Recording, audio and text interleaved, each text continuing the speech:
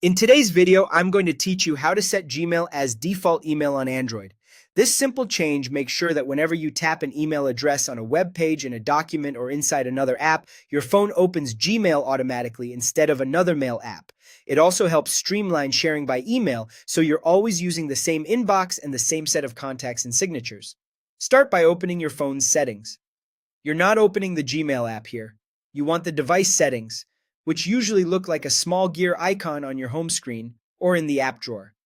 If you have a quick settings shortcut in your notification shade, you can tap the gear there as well. Once you're inside settings, we'll head to the section where Android manages your apps. Next, find the area labeled Apps.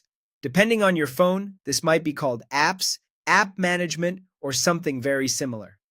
This is where Android keeps a list of installed apps and the controls for how they behave. Go ahead and tap it to open the app settings.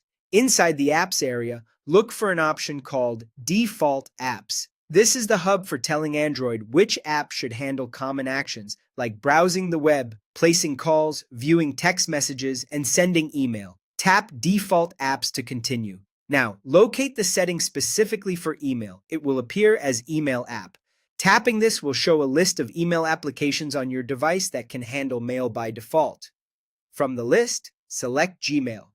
When you choose Gmail, Android confirms your selection right away. From this point on, Gmail becomes the app that opens when you tap an email address link or when an app asks to send an email. If you use multiple accounts inside Gmail, you can still switch accounts within Gmail later. Setting it as default simply decides which app opens first. A couple of quick clarifications to keep things smooth. The wording and layout can vary slightly across Android versions and brands, so if you see something like Apps and Notifications or Choose Default Apps, you're in the right place.